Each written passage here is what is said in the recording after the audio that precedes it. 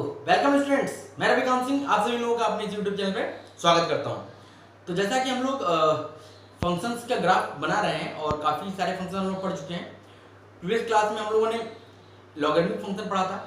आज नए टाइप का फंक्शन पढ़ते हैं जिसका नाम है सिग्नम फंक्शन। अब सिग्नम फंक्शन की डेफिनेशन क्या है, पहले हम लोग उसको डिफाइन कर लेते हैं, फिर उसका ग्राफ प्लॉट करेंगे। चलो देखिए, जो हमारा एफ होता है इसको हम लोग कैसे लिखते हैं, S G N signum of x.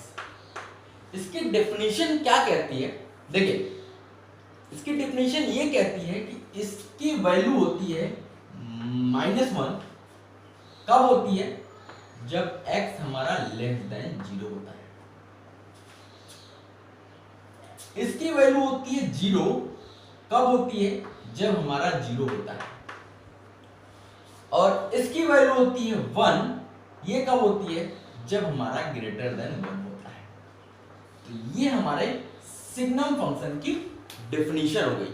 Means ये एक पर्टिकुलर वैल्यू लेता है, 1 से बड़ी हर एक वैल्यू के लिए इसकी सिग्नम की वैल्यू क्या होगी, 1 ही होगी। 1 से बड़ी वैल्यू के लिए हमेशा 1 देगा, 1 से छोटी वैल्यू के लिए हमेशा -1 देगा, और 0 पे ऑलवेज आपको 0 देगा। तो जैसे अगर हम बात करें कुछ थोड़ा सा, जैसे अगर मान लिया हमें सिग्नम -3 की वैल्यू बतानी है, तो क्या आएगी, सिग्नम -3 1 से छोटा है या बड़ा है, 0 से छोटा है या बड़ा है, 0 से छोटा है, तो इसकी वैल्यू हमेशा क्या मिलेगी आपको, -1 मिलेगी। सिग्नम 8, इसकी क्या वैल्यू मिलेगी, ये देखा 0 से बड़ा या छोटा, 0 से बड़ा, तो इसकी वैल्यू आ जाएगी 1। ओके।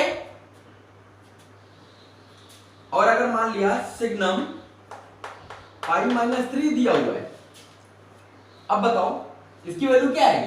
अब पाई की वैल्यू आपको पता होती है, क्या होती है, 3.14। 3.14 से 3 माइनस किया तो हमेशा पॉजिटिव वैल्यू देगा ना, इसकी वैल्यू हमेशा 1 मिलेगी। ओके। तो अब इसको आप एक तरीके से और भी डिफाइन कर सकते हो। कैसे डिफाइन कर सकते हो कि जो हमारा सिग्नम है, सिग्नम फंक्शन है, इसको हम लोग क्या कह सकते हैं, इसको हम लोग एक तरीके से और लिख सकते हैं, ये लिख सकते हैं mod x/x for all x greater than 0 and 0 x is equal to 0। Sorry, x greater नहीं, x does not equal to 0, क्योंकि ग्रेटर और लेस देन दोनों उसमें आ जाएगा। ठीक है, तो इस तरीके से अभी हम इसको डिफाइन कर सकते हैं। ये भी वही डिफिनेशन है, ये भी वही डिफिनेशन है, बस लिखने का तरीका अलग हो गया है। अभी हम लोग मॉडुलस फंक्शन भी पढ़ेंगे, इस मॉड के बारे में आपको डिस्कस करूंगा। तो अभी हमने सिग्नम फंक्शन डिफाइन किया कि x <0 के लिए इसकी वैल्यू -1 होती है, ग्रेटर देन इक्वल टू 0 के लिए इसकी वैल्यू 0 होती है, और ग्रेटर देन 1 के लिए इसकी वैल्यू 1 होती है। अब अगर हम इसका ग्राफ प्लॉट करना चाहें तो देखो ग्राफ कैसे प्लॉट होगा, बहुत ध्यान से देखिएगा।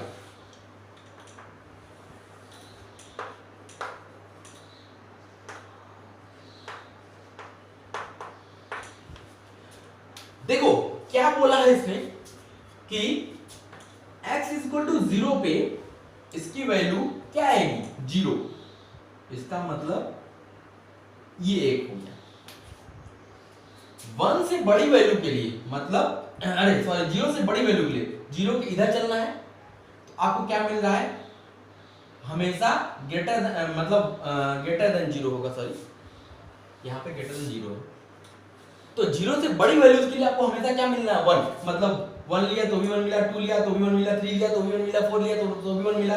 इसका मतलब यहाँ कहीं अगर 1 है तो हमें क्या मिलेगा कि ये ग्राफ मिलेगा।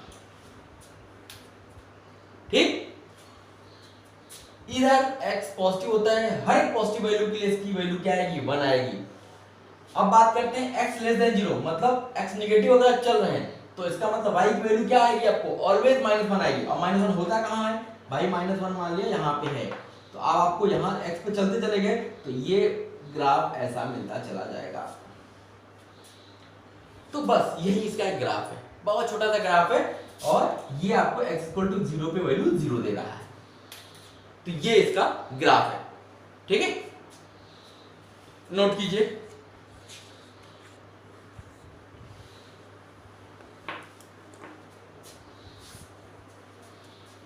ओके, चलिए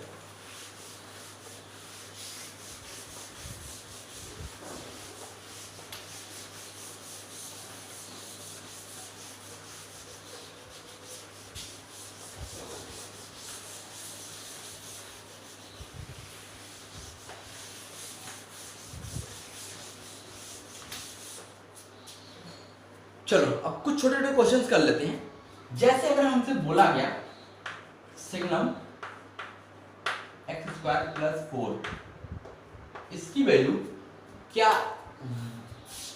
1 है, दिया हुआ है, for all x belongs to R, तो कहता है इज इट ट्रू और फॉल्स। ये पहला क्वेश्चन है। दूसरा क्वेश्चन देख लेते हैं। दूसरा क्वेश्चन कहता है कि signum sin x -3 is equal to -1 for all x belongs to R, क्या ये ट्रू या फॉल्स। ऐसे ही एक और क्वेश्चन ले लेते हैं। Signum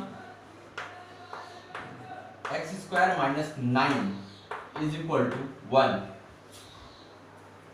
for all x belongs to R, ये बताना है कि ट्रू और फॉल्स।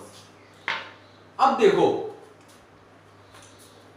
सिग्नम x² + 4, ये तो 4 है, ये तो हमको दिख रहा है कि ये पॉजिटिव है। लेकिन अब ये x² के बारे में हम लोग क्या कह सकते हैं? देखो x कहां से बिलोंग कर रहा है? R से। x बिलोंग कर रहा है R से, तो x² तो ऑलवेज पॉजिटिव आएगा ना। जब ये ऑलवेज पॉजिटिव है, उसमें कोई चीज ऐड कर दी गई पॉजिटिव नंबर, तो ऑलवेज पॉजिटिव हो गया। इसका मतलब इसकी वैल्यू ऑलवेज 1 से पॉजिटिव ही आएगी। पॉजिटिव आएगी तो पॉजिटिव के लिए हमारा सिग्नम फंक्शन की वैल्यू क्या होती थी? 1। तीन ही वैल्यू हो सकती है, या 1 हो सकती है, या -1 या 0। तो यहाँ पे 1 आ रही है, इसका मतलब ये ट्रू। ठीक है। अब यहां देखा जाए, अब यहां दिया गया है signum sin x -3 equal to -1 for all x belongs to R। अब देखो ये तो निगेटिव नंबर है, ये हमें पता है, ये दिख रहा है कि निगेटिव नंबर है। अब ये sin x की वैल्यू हमें पता करनी होगी, sin x की वैल्यू है क्या। अब x कहां से लिया गया? रियल नंबर से। अब आपको पता होगा कि sin x की वैल्यू जब आप ग्राफ पढ़ते हो तो कहां से कहां तक लाई करती है? हमेशा sin x का ग्राफ होता है -1 और 1 के बीच में ही रहता है, कभी इसके ऊपर जाता है क्या? नहीं। जब sin x की वैल्यू -1 और 1 के बीच में रहेगी, अब या तो मैक्सिमम वैल्यू 1 हो सकती है, मिनिमम वैल्यू -1। अब 1 रखा तो -2 आएगा, -1 रखा तो -4 आएगा। दोनों केस में निगेटिव ही आ रहा है। अब उनके बीच में कोई भी वैल्यू लेंगे हमेशा निगेटिव ही आएगा। तो निगेटिव नंबर के लिए सिग्नम की वैल्यू क्या होती है? -1। इसका मतलब ये भी सही लिखा गया है, ये भी ट्रू है। ओके, चलो अगले पे चलते हैं। अब यहां कहता है signum x² - 9 x belongs to R। अब यहां पे ये तो निगेटिव है, ये पॉजिटिव है कि निगेटिव ये पता करना पड़ेगा। अब देखो x तो रियल है तो x² तो पॉजिटिव होगा। लेकिन अब यहाँ पे एक दिक्कत आ गई, ये तो पॉजिटिव है ठीक है, लेकिन पॉजिटिव में से नेगेटिव माइनस करेंगे तो अब वो पॉजिटिव भी आ सकता है, नेगेटिव भी आ सकता है। तो अब क्या आएगा? जब x का स्क्वायर अगर 9 से छोटा आ गया तब तो नेगेटिव हो गया, और x² की वैल्यू अगर 9 से बढ़ जाएगी तो पॉजिटिव हो गई। लेकिन रियल बोला है, इसका मतलब एक भी अगर ड्रॉबैक आ गया तो ये कंडीशन सही नहीं हो सकती। तो अब जैसे x की वैल्यू 1 ले लिया आपने, 1² - 9 मतलब -8 आ गया, और -8 पे सिग्नम की वैल्यू क्या होनी चाहिए थी? -1। एक भी आ गया तो इसका मतलब हमारा ये गलत है, फॉल्स है। ओके, तो ये हमारा क्या था? सिग्नम फंक्शन था। सिग्नम फंक्शन क्या होता है मैंने आपको बताया, और इसका ग्राफ कैसा होता है ये आपको मैंने डिस्कस कर दिया। ओके, ठीक है, थैंक यू।